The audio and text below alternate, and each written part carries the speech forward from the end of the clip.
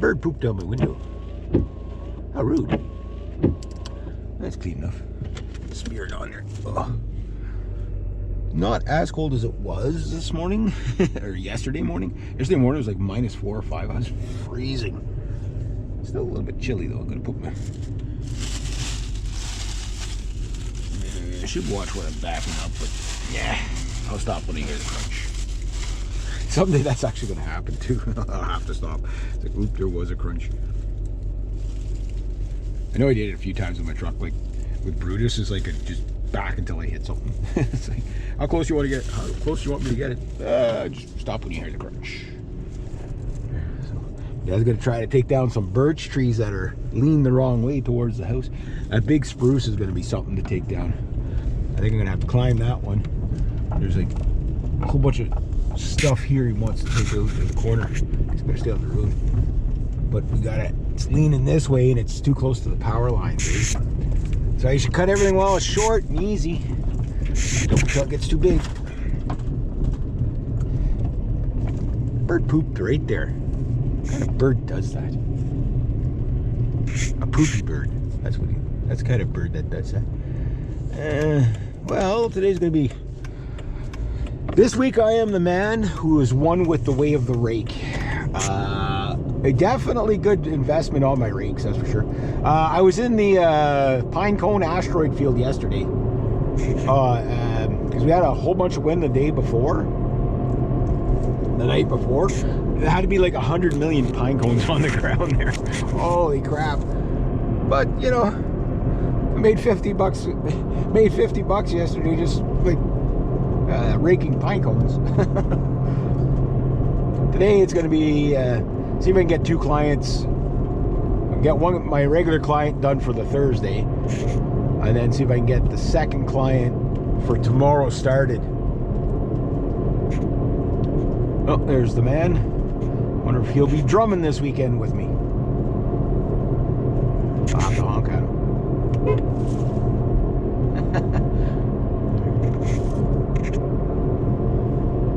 He's a pretty good drummer. He's up there. He's in his 70s, and yeah, he plays pretty good.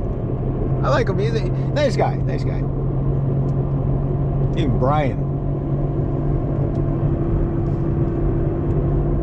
I got contacted by a lady named Erin yesterday, and she's the singer from a band my cousin used to be in. And I've been following it. Well, I've known Jeremy, her husband, since he was a kid, right? My God, it's hard to believe these people are like in their 40s now. It's like, well, I don't know if she's in her 40s, but he'd be pretty close to 40. And he still has hair. How the hell does he still have hair at 40? Long hair on top of that, like, it's not fair. Real good guitar player, anyway. But anyway, she contacted me. And she's like, Reg, how you doing? I'm like, good. She goes, where are you living at these days? So I told her, you know, I'm still in Danford, right? And then that was the end of it. I was like project? You know, like, you got a project or something for me? Like, let me know. You know? Because they're a bit far out, though. Like, they're probably, well... Yeah, they're probably an hour and a half away from me, so that's a little bit far to make practice nights and stuff like that. That's too far. That's too much. If gas was like 30 cents or like 70 cents a liter, sure, but at $1.50, 60 something, it's, you know, it's a little bit too far. But if they have a specific project in mind and they throw me the material, they can learn the material and then go meet up with them. That'd be awesome. Because I'd love to get some acoustic stuff with her. Like duet stuff. She's a real good singer. Like, she'll sing the national anthem for like hockey games and stuff like that too. And then her and her husband, they're like every other weekend they're gigging, so and they're into rock and metal and stuff like that. There's the Hydro-Quebec guy. Must still be power out far. It's just on the outskirts of my town there. It is. Let me see if I can do some raking here today.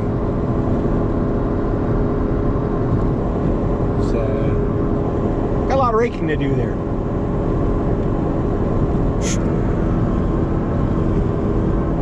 But today is mainly the day of the rake. hopefully the area that was, it's hard to say whether it would have, it'll be ready to rake in that little area, because it's been in the shade. Like, there's still a ton of snow on the ground in some spots, and I think we're May 1st right now. Oh, there's a tree down.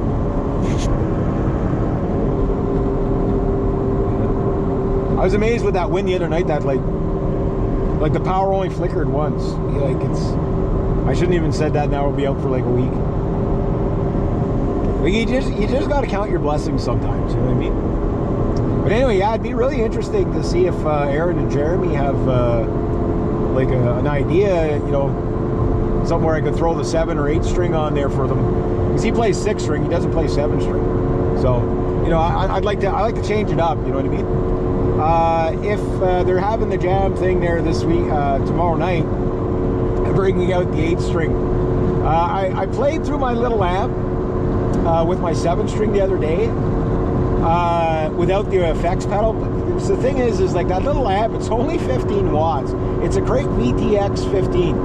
Great little, like probably the best little 15 watt practice amp at its time. It was $116 back in 2003. Money extremely well spent. Owes me nothing. I've actually done shows with this thing, right? You're not going to play a big venue with it, but you know, if the venue's really full, it's not big enough. But I can always mic it too. But it sounds good for what it is. Like, it's such a beefy little amp. Brian there, the guy that I just passed there, I said, he looked at the amp. I said, don't worry, this thing's plenty loud. I said, you'll be able to hear it. And when I played it, I said, that's quarter volume. He's like, holy crap, it's just loud for a little amp. I said, I know. And it was just, and then Crate went out of business. As far as I know, I don't think they make Crate amplifiers anymore. They used to make all kinds of stuff in the 80s and 90s. And they, you know, it was kind of cheap junk. It's kind of like the equivalent of Behringer and stuff like that, where it's built down to price, sure. But that one just happened to be a really good little amp. But it had like built-in effects, so you couldn't put a foot pedal on it. So either you're going to play distorted for the whole song, or you're going to play clean for the whole song, right? And I put the 7 string on it because if you guys, I don't know how many of you guys watch my musician video stuff, when I was talking about foot pedals, how you can get them to sound really great in your room, but when you go play live, you got to readjust them all the time because nothing cuts through, and you know, it sounds like playing in a tunnel or whatever. That's a bit kind of what happened with the Mark Holcomb guitar 6 string in Drop C, where it's like it sounded good, but the mids were gone. So when the other guitar player showed up, all you heard was mainly him. But that was okay because I didn't know the songs anyway. But you could hear me a bit. But with this, the mids are right where they're supposed to be, so it's going to cut through. So even on the mighty 8 string, which is kind of a type of guitar that sits more in the background as a rhythm guitar, it'll still cut through on the guitar solos and stuff, and without any problems. But what's really cool is that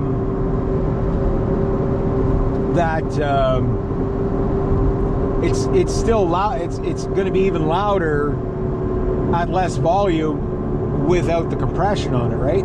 But there's enough gain on that amp that, like, if you use quarter gain, it's probably the gain of most amps on the market. If you use half gain, it's like complete insanity. And if you use full gain, it's just like a can of smashed assholes wrapped in tinfoil, crumpling tinfoil. Like, it just sounds like a waterfall at the store. It's just so overkill.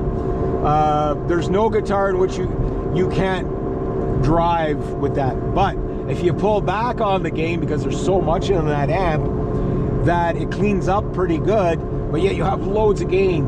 It compresses just enough to make it sound cool. So it has about as much gain as my Dimebag Darrell guitar MXR pedal. That thing is just levels of ridiculousness, right?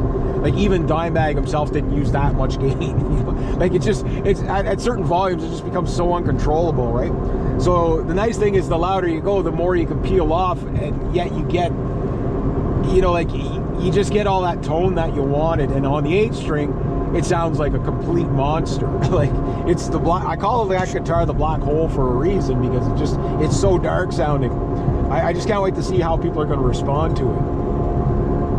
You know, I'll be playing country tunes with the 8-string guitar, and then if I can get there's 4 tunes I want to do with just the drummer and I, because the bass player, she won't be able to follow it because there's too many changes. It's metal, it's not blues, it's not Nashville stuff where you can just yell out the numbering system and everybody knows what you're doing. This, like, you know, it's very specific part changes and stuff like that. And the thing is that if I pull it off, it should make for some good video and all that, but it should also you know, give me an idea of what it's going to sound like in a mix on the stage, right? So, you know, someday, guys, you're going to hear me in a fully rehearsed band on stage at my full potential. Because people haven't heard me at my full potential on stage since the 90s, right? Just because I can't find people to get together with. Like, I can do the one-man band thing acoustically, so you get to hear what I can do there.